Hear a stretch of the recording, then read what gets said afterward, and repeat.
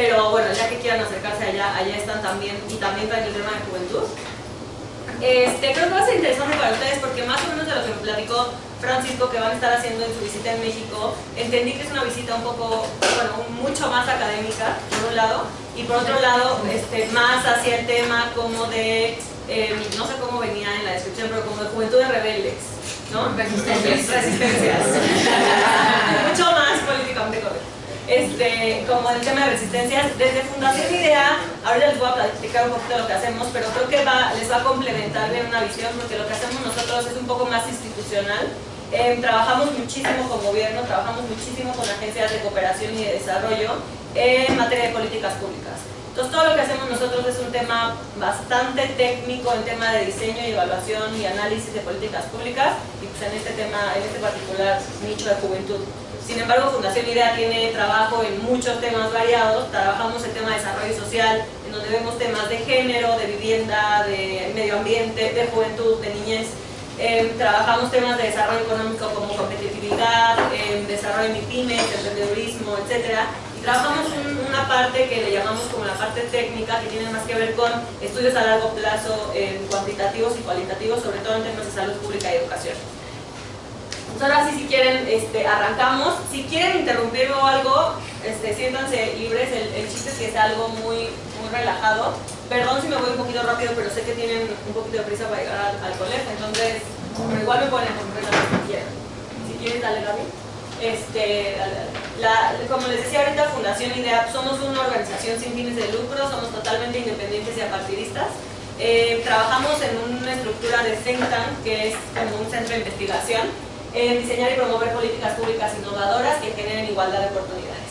Entonces todo nuestro trabajo tiene que ver con políticas públicas y con generar un análisis independiente acerca de lo que está pasando alrededor nuestro en materia de políticas públicas.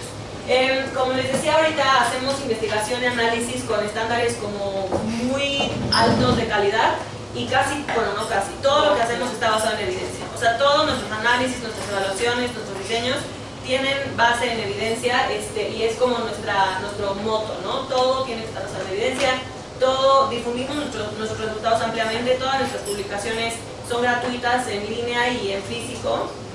Ustedes si entran a la página de Fundación IDEA pueden bajar todo lo que nuestras publicaciones que hemos hecho en materia de juventud o en materia de cualquier otra cosa que les interese, y todo lo que hacemos es así, ¿no? O sea, no vendemos nada al público, por decirlo de alguna manera. El trabajo que hacemos en realidad es de incidencia en políticas federales, y para esto quisiera un poquito platicar como de qué es la incidencia, ¿no? Sobre todo por el contexto del que ustedes vienen en el tema de su visita. Entiendo que han visto una incidencia mucho más hacia, por ejemplo, la agenda o la legislación que hacia las políticas públicas, ¿no? Entonces hay diferentes maneras de lograr la incidencia, y en particular Fundación IDEA, la forma que tiene de lograr la incidencia es a partir de la generación y análisis de datos y de análisis y de prácticas exitosas. Hay muchas maneras de incidir, o sea, una de ellas es el activismo a través de campañas mediáticas, de marchas que hemos visto mucho últimamente acá en México, sobre todo en el tema de juventud.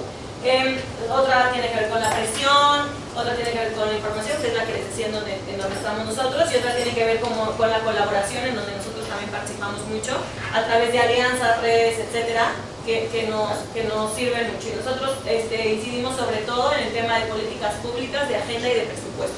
Hacemos poco en tema de legislación, sí nos ha tocado, sobre todo en el tema de juventud. Ha habido como varios movimientos para empujar algunas leyes que tienen que ver con niños y adolescentes.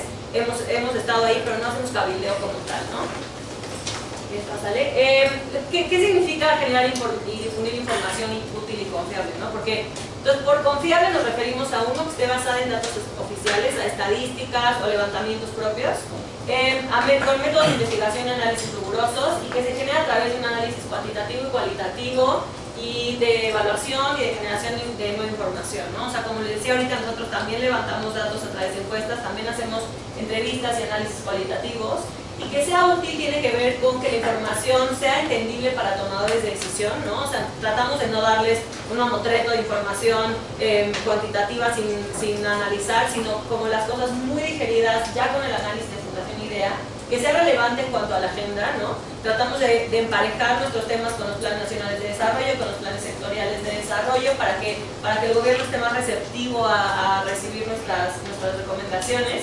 que sea argumentativa, que tenga recomendaciones muy puntuales. Casi todas nuestras publicaciones, como lo podrán ver si se meten en la página, traen un resumen de recomendaciones, y normalmente ese resumen de recomendaciones no pasa de 20 cuartillas, en donde decimos qué es lo que se necesita hacer y por qué, de manera muy breve, como sin tanto contexto como se ahonda después en los análisis, ¿no?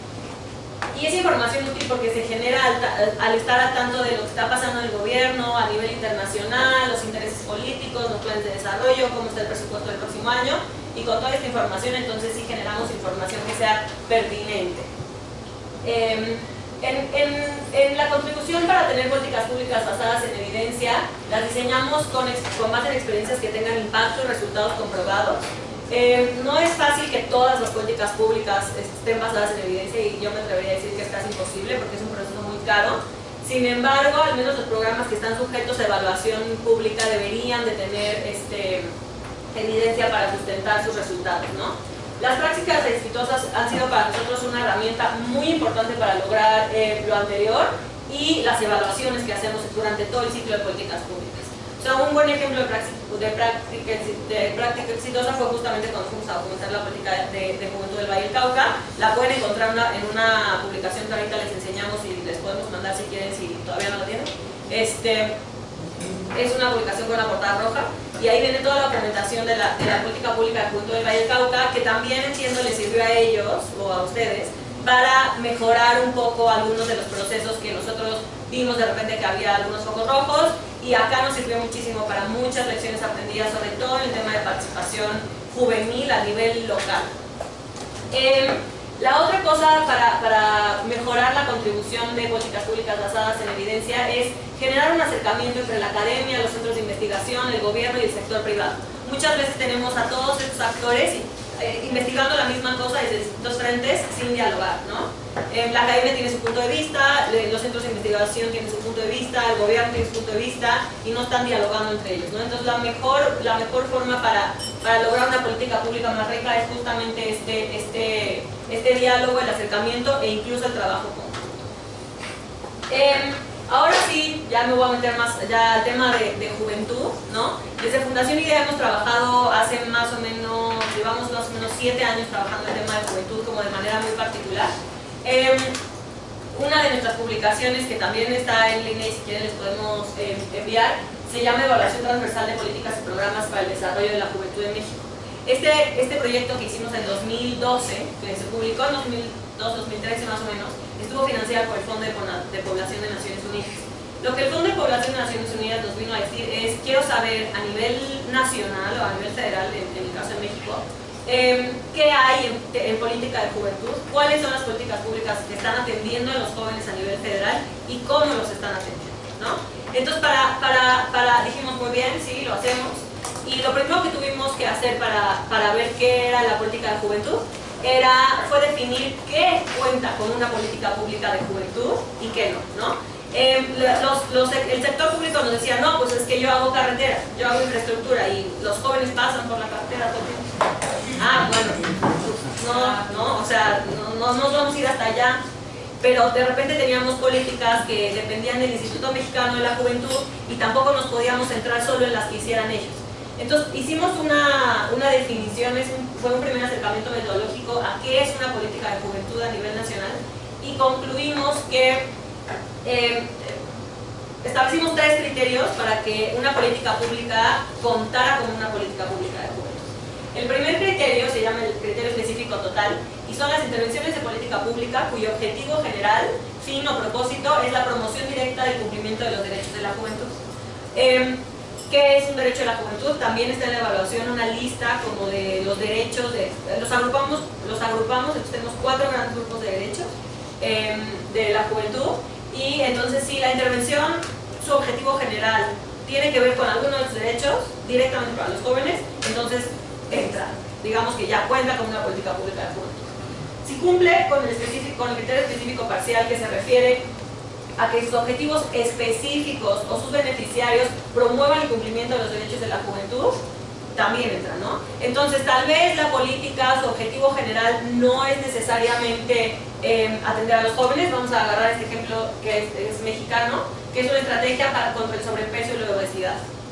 atiende a la población en general. Sin embargo, uno de sus componentes es detener el avance acelerado de la prevalencia de sobrepeso y obesidad entre la población de 5 a 19 años de edad. Ahí están los jóvenes, ¿no? Entonces también cuenta con una política pública de juventud de manera parcial. Y finalmente tenemos el criterio agéntico, que tiene que ver con aquellas intervenciones cuyos objetivos generales o específicos busquen atender y promover los derechos de la juventud a través de la formación de capacidades de sus agentes. Madres y padres de familia, personal docente, personal de salud, policía, ONGs, funcionarios de gobierno. Si hay una política pública que esté promoviendo la formación de capacidades de estos agentes para el desarrollo de los jóvenes, entonces la metemos.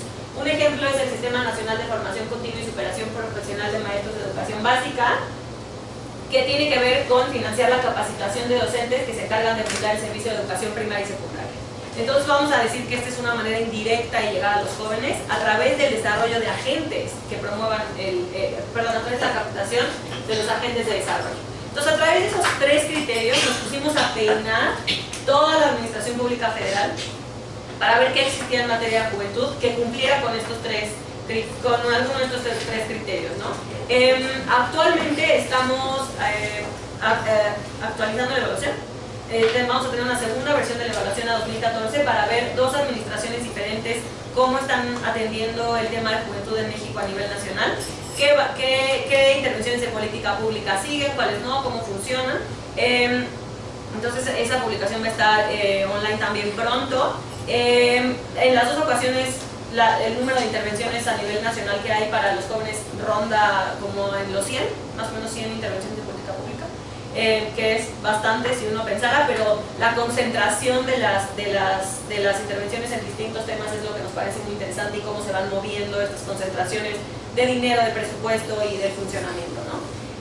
Como les decía, agrupamos los derechos de los jóvenes en 4 grupos, pero esto tuvo que responder a categorizar las políticas públicas de juventud.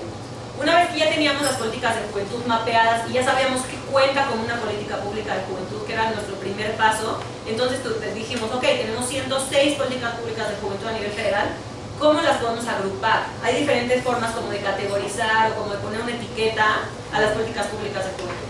La primera es por grupos de derechos. ¿Qué derechos está atendiendo cada una de estas políticas? ¿Qué derechos está atendiendo más el gobierno? ¿Qué derechos están desatendidos? ¿Cuáles están atendidos a medias, ¿no? Esto nos permite tener un panorama un poquito más claro de cuáles son los derechos que se están garantizando más y cuáles son los derechos que no están garantizados o no están atendiendo de ninguna manera. Entonces, hicimos 4 grupos de derechos basados en una categorización que ya habíamos trabajado para UNICEF que tenía que ver con derechos de los niños. Sin embargo, la modificamos para que respondiera mejor a las necesidades de las juventudes. Y entonces el primer grupo de derechos es el derecho a la supervivencia y comprende temas como de las condiciones mínimas necesarias para vivir, ¿no? Comprende temas de salud, de vivienda, de seguridad alimentaria, de nutrición, de salud mental, de crédito para la vivienda, de condiciones de la vivienda, etc. El segundo grupo de derechos tiene que ver con el derecho a la protección y tiene que ver con aspectos relacionados con la no discriminación, la seguridad legal, el acceso a la justicia y la migración. Todo esto para jóvenes, ¿no? O sea, específicamente para jóvenes. El derecho a desarrollo está relacionado con garantizar los medios indispensables para el desarrollo y el crecimiento profesional y básicamente incluye temas de educación, empleo, deporte, cultura y recreación y me parece que hay muchos otros subtemas, ¿no? O sea, el empleo, por ejemplo, no nos limitamos a decir si el joven tiene empleo o no, sino qué tipo de empleo tiene, en qué tipo de condiciones laborales se está desarrollando, cuáles son sus oportunidades para crecimiento profesional. Tenemos mucho interés ahorita en la brecha de género que se presenta entre hombres y mujeres, si las mujeres jóvenes están teniendo acceso a seguridad social para, por ejemplo, tener a sus hijos en la guardería, cosas así. Y finalmente el derecho a la participación abarca la participación de manera general, pero también el acceso a la información, la libertad de expresión, la participación política electoral, la participación civil, el asociacionismo. Entonces, esos son 4 grupos de derechos que enfocan diferentes temas y subtemas que tienen que ver con el desarrollo de la juventud. Entonces, esa fue una primera etiqueta que diseñamos para las políticas de juventud. La segunda etiqueta es la institucionalización. Y tiene que ver con clasificar las intervenciones de política pública según el nivel de institucionalización que éstas tengan. ¿Esto qué quiere decir? de las 100 intervenciones que encontramos, nos dimos cuenta que la disponibilidad de información para una y para otra variaba muchísimo. Entonces, había algunas intervenciones de política pública que, por ejemplo, tenían un presupuesto asignado cada año, tenían 10 años operando, son intervenciones que ya habían sido evaluadas, que ya habían sido mejoradas, y teníamos de repente intervenciones de política pública que eran una campaña de radio para promover el uso del condón. Fin, no sabíamos cuándo se gastó, no teníamos idea del impacto, de los resultados, de nada. Entonces, teníamos una variación increíble en cómo entre el nivel de información y de institucionalización de las políticas públicas. Entonces diseñamos 3 diferentes categorías, ¿no? La categoría como más alta, le dijimos programas operativos, y son las intervenciones con las que más información contamos. En México nuestro presupuesto federal se llama el presupuesto, de egresos, gracias, el presupuesto de egresos de la Federación, y se publica una vez al año. Entonces, la primera condición para ser categorizado como un programa operativo es estar dentro del PEF, ¿no? Hay muchas intervenciones que operan con dinero con el que opera una institución, más que con dinero propio, por ponerlo de alguna manera. Entonces, aquellas intervenciones que tengan un presupuesto establecido en el PEF son sujetas a evaluación por ley y todas tienen unas reglas de operación publicadas. Entonces ese es como nuestro ideal de política pública, ¿no? El segundo son los fondos, y son intervenciones que casi siempre cumplen con todo esto. Sin embargo, no son intervenciones que operan, sino son bolsas de recursos. Por ejemplo, el programa de capacitación docente que les mencionaba hace ratito es un fondo.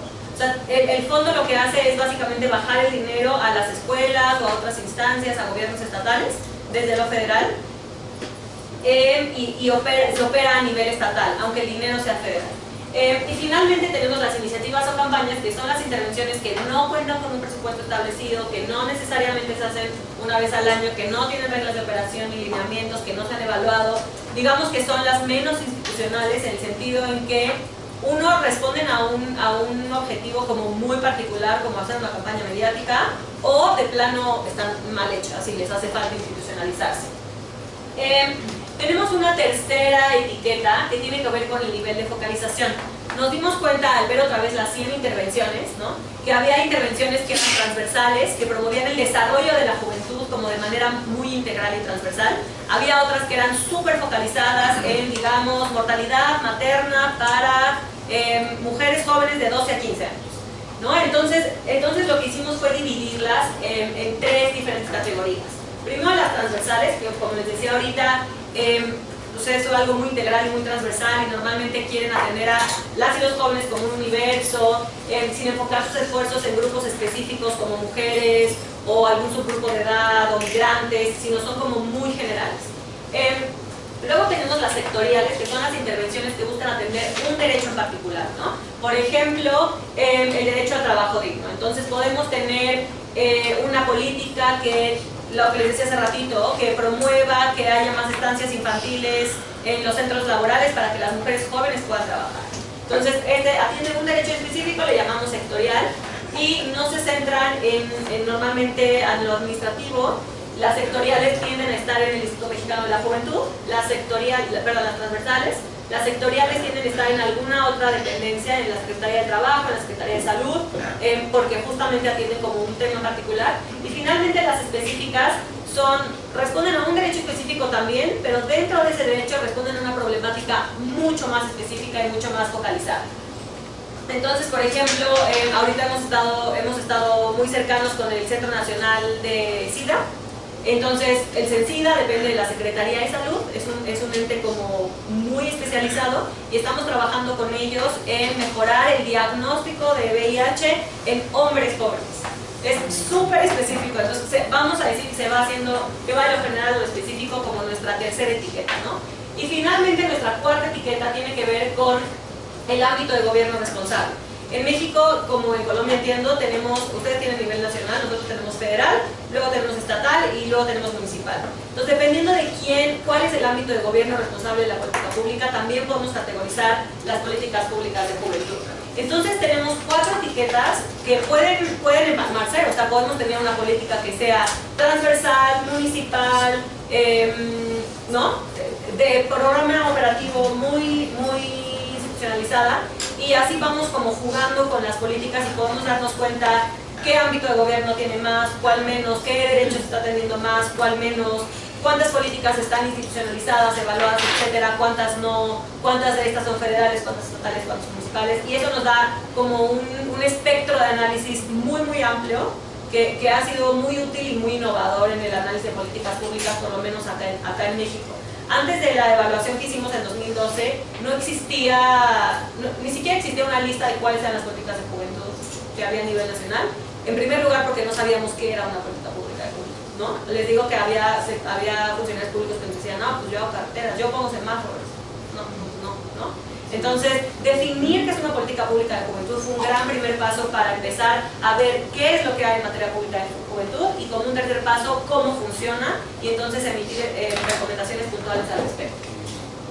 Algunas de las lecciones aprendidas y factores de éxito que hemos observado en políticas de juventud, tanto en México como a nivel internacional, a través de las documentaciones que hemos hecho. ¿Mandé? Es primero, en temas de diseño, que las políticas de juventud exitosas comprenden las causas y efectos del problema que buscan solucionar, ¿no? Aquellas políticas que diferencian claramente cuáles son las causas y los efectos de un problema tienden a estar mejor diseñadas y entonces a ser más exitosas. Nos encontramos mucho más seguido de lo que quisiéramos con esta relación causa-efecto de manera circular en muchas más políticas públicas de las que sería normal tenerlo, ¿no? O sea, es muy común que digamos, los jóvenes no tienen empleo porque son pobres y entonces como no tienen empleo se quedan pobres. Bueno, entonces, ¿qué es lo que queremos solucionar? La pobreza, el empleo, ¿cómo lo vamos a solucionar? Varía mucho, ¿no? Entonces, esta relación vertical y horizontal, bueno, vertical más bien y no circular, o lineal, lineal en lugar de circular de causa-efecto, es un factor que en una política pública nos indica que está bien diseñada, que cuenta con un diagnóstico y que tiene una comprensión del problema mucho más avanzada, ¿no?, que muchas otras. Entonces es un factor de éxito que hemos observado y que es algo muy fácil de identificar al ver el diagnóstico del diseño de algún programa. El segundo factor de éxito en términos de diseño tiene que ver con la focalización de la población. Aquellas políticas públicas que tienen muy bien focalizada su población tienden a ser más efectivas y a tener mejores resultados. Ahora, para tener una buena focalización de la población y saber a quién queremos atender y por qué, y que nuestro gasto sea eficiente, necesitamos contar con un diagnóstico del problema y conocer las necesidades de la población potencial. Yo siempre puedo decir, los jóvenes no tienen empleo, les voy a dar a todos los jóvenes un seguro de desempleo. Y entonces yo, gobierno, voy a estar gastando muchísimo dinero, voy a estarle dando dinero a aquellos que son estudiantes, ¿no?, y que igual no es que no estén desocupados, es que están estudiando. En lugar de ver un diagnóstico del problema, decir quiénes son los jóvenes que no tienen empleo, cuántos son, en dónde están, de los que no tienen empleo, cuántos están estudiando, cuántas son amas de casa y quieren quedarse en amas de casa, y entonces le doy el subsidio a aquella población muy focalizada, que en donde el subsidio va a ser mucho más eficiente y va a generar mejores resultados. Las políticas públicas que cuentan con un enfoque de derechos desde su diseño no solo son mejor recibidas a nivel internacional y a nivel gobierno y con la sociedad civil, la academia y la crítica en general, sino que tienden a ser también más comprensivas e integrales en cuanto a las necesidades de los jóvenes. Hay muchísima literatura en temas de enfoque de derechos, por lo menos cuando nosotros estuvimos en Cali, nos dimos cuenta que la política pública de Juventud del Valle del Cauca tenía un enfoque de derechos como muy particular, sobre todo el tema de participación. Pero es muy importante que este enfoque de derechos esté ahí desde el inicio, ¿no? O sea, desde que tratamos de entender el problema que estamos buscando solucionar, para que entonces como que se vierta dentro de toda la política pública, su implementación, etc. Y finalmente las intervenciones que involucran a las y los jóvenes, a la academia y a diferentes actores desde el diseño a través de procesos participativos también tienden a ser mejor recibidas, más integrales y con mejor comprensión del problema. No es lo mismo que yo desde aquí, desde la oficina, diga, yo creo que los jóvenes no trabajan porque no tienen experiencia, que son cosas que pues es una hipótesis que yo me estoy imaginando, a salir a la calle y preguntarle al empleador, oye, ¿cuáles son las causas por las que no contratas jóvenes? Y a preguntarle al joven, oye, ¿por qué no te han contratado? ¿Por qué dejaste tu último trabajo? Y a preguntarle a las universidades, oye, ¿por qué tu currículum no está emparejado con las necesidades de empleo de acá de tu comunidad? Entonces, siempre es importante, desde que estamos tratando de entender el problema y establecer esta relación lineal entre causa, problema y efecto, que involucremos a los más actores posibles para tener como mucha más información y tener un contexto mucho más general, ¿no? En temas de implementación, algunos de los factores de éxito que hemos visto, primero tiene que ver con alianzas entre gobiernos y OSCs en materia de implementación. Hemos visto en México algunos ejemplos que han funcionado muy bien en cuanto a la relación gobierno y organización de la sociedad civil como implementador de política pública. También hemos visto ejemplos desastrosos, ¿no? De manera general, las organizaciones de la sociedad civil tienen un conocimiento mucho más de calle, mucho más empírico de lo que están viviendo los jóvenes, por un lado.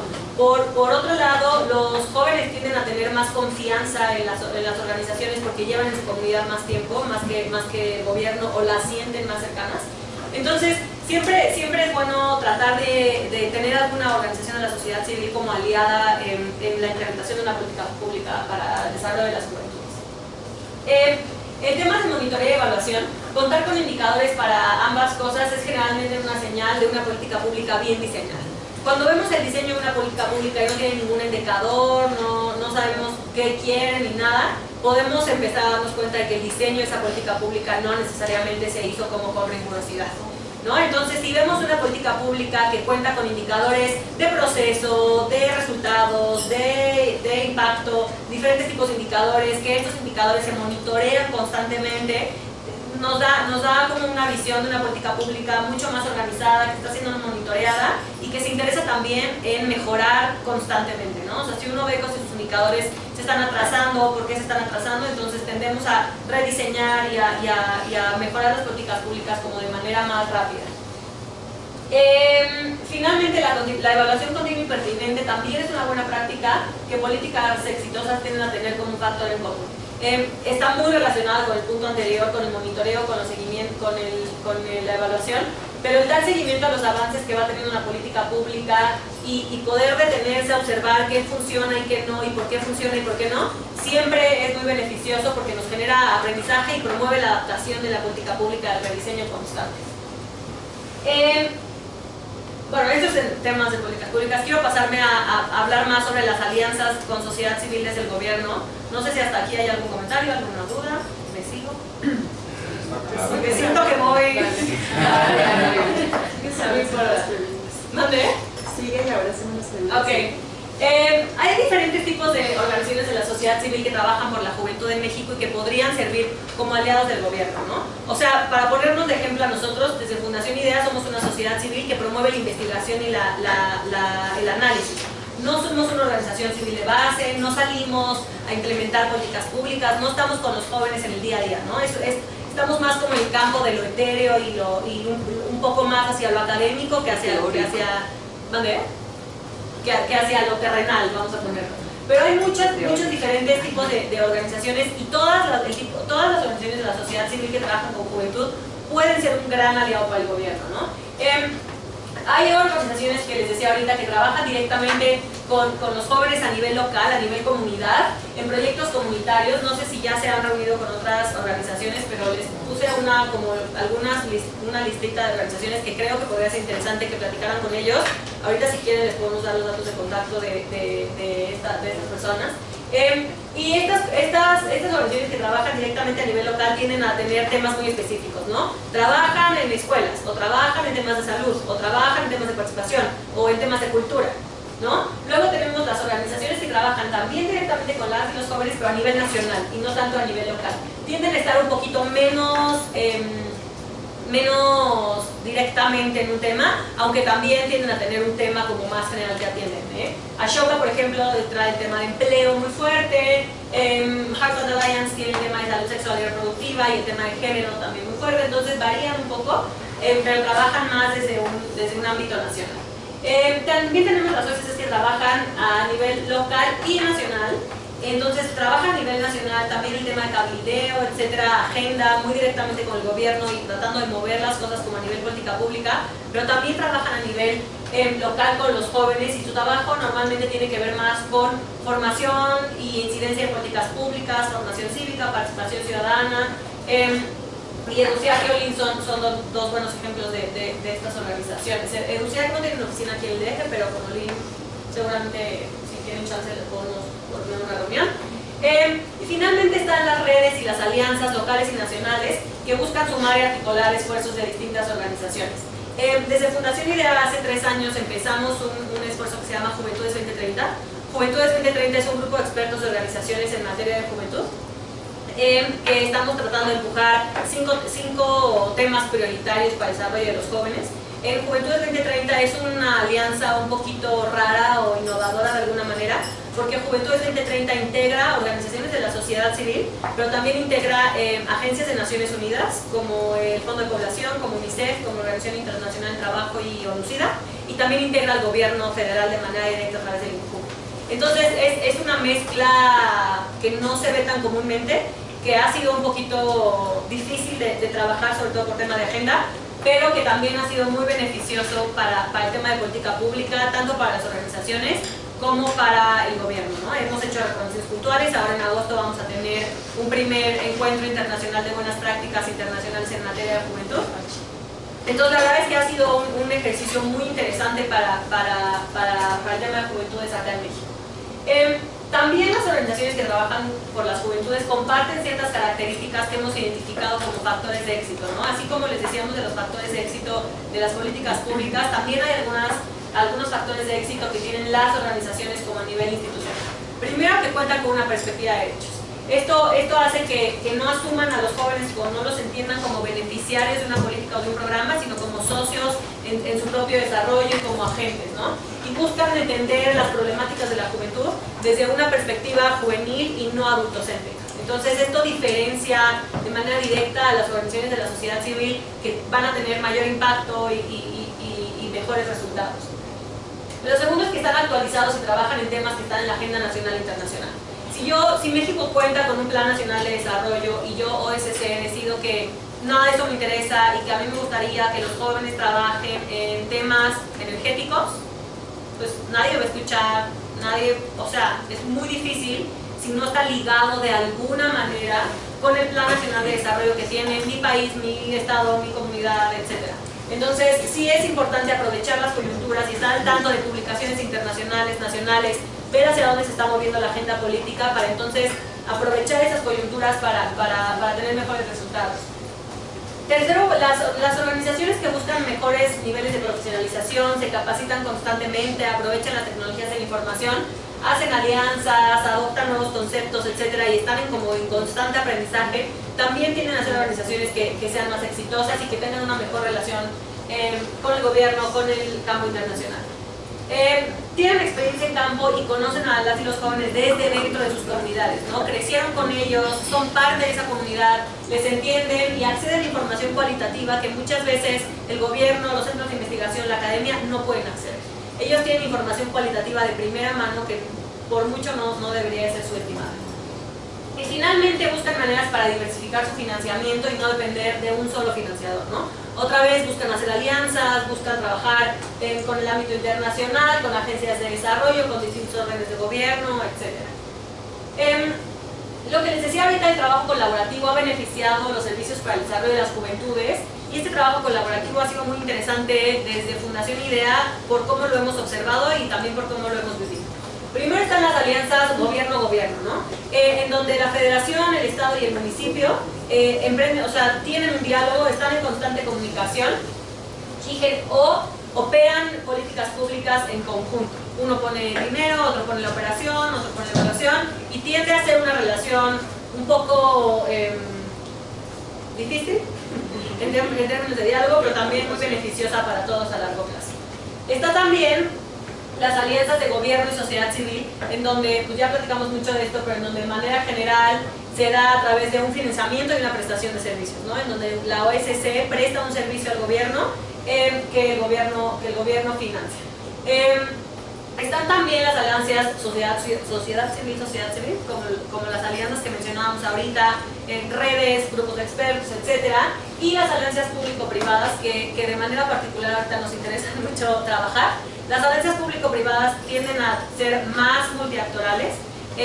Son alianzas que involucran al gobierno, a la sociedad civil, a la iniciativa privada, a la academia. Y la iniciativa privada, como históricamente ha sido un sector que se ha quedado fuera del desarrollo de políticas públicas de juventud, a nivel mundial, y esto se está empezando a meter ahorita porque está empezando a darse cuenta que es de su interés que los jóvenes estén mejor capacitados, tengan empleo, puedan trabajar, etcétera, etcétera, etcétera. Entonces, perdón, estas alianzas se vuelven cada vez más relevantes. Como les decía, hay muchos ejemplos de alianzas público-privadas que son muy interesantes. Un ejemplo en Estados Unidos es Target, el supermercado, la cadena de supermercados, tiene una política de juventud muy clara, muy específica, trabaja con gobiernos locales, trabaja con gobiernos estatales, trabaja con gobiernos federales en temas específicos de juventud, de cultura, de graffiti, de hip hop, de empleo. Tiene una política de juventud muy, muy interesante. En México yo les recomendaría que le echen un ojo a la experiencia de FECHAC. FECHAC es una fundación empresarial, se llama Fundación de Empresarios Chihuahuenses. Esta fundación lo que hace es que el gobierno de Chihuahua, que es uno de los estados de México, generó un autoimpuesto para los empresarios, que entiendo que es parcialmente voluntario. Toda esta bolsa se junta para atender directamente políticas de juventud, ¿no? FECHAC tiene una visión un poco más desde prevención social de la violencia y la delincuencia, pero con un enfoque en juventud que también está muy, muy interesante. Entonces, este tipo de alianzas público-privadas es como la nueva ola de las alianzas en materia de juventud. Es muy interesante. No sé qué tantas experiencias hay en Colombia que agrupen a la iniciativa privada con el gobierno y con la sociedad civil. De lo que yo recuerdo, Cali, el financiamiento de la política pública de Valle del Cauca estaba en un fideicomiso que tenía participación privada, que también era muy interesante, también lo hemos estudiado. Entonces, bueno, estas son algunas de las formas de trabajo a través de las cuales pueden colaborar el gobierno con otros actores. Ahora, en Fundación IDEA tenemos más de 10 proyectos en temas de juventud a través del tiempo. No los voy a leer, pero nuestros financiadores han variado entre el gobierno, agencias de cooperación internacional, agencias de Naciones Unidas y por ahí algunas privadas, y ahorita estamos trabajando con un gobierno local en Yucatán. Entonces, si le quieren echar un ojo, si cualquiera de estas les interesa, que les mandemos el link para la publicación final, se los podemos mandar con mucho gusto. Si quieren la presentación también se las mandamos para que lo tengan. Bueno, no me voy a pasar esta parte de la presentación, pero después de la lista de los proyectos, hay más o menos 2 slides sobre cada uno de los proyectos, de qué se trató y los resultados generales, ¿no? O sea, ahorita ya les conté un poquito de la evaluación, pero mira, si te sigues al de ahorita, al developing, el proyecto que tenemos ahorita, que está por terminar, es que tiene casi 3 años ya de existir. Es a través del cual fuimos a Cali, fuimos a Brasil, hemos estado ya con este proyecto de Chicago, otra vez en Colombia, en Medellín. Entonces, aquí en México hemos viajado mucho, hemos documentado como muchas buenas prácticas al respecto. A través de este proyecto, tenemos 2 publicaciones de este proyecto que les podemos mandar, pero a través de este proyecto también se generó Juventudes 2030, que es el grupo de expertos que les mencionábamos ahorita. Hicimos una serie de talleres y capacitaciones para gobiernos locales en materia de política pública de juventud, que ha sido súper interesante para nosotros.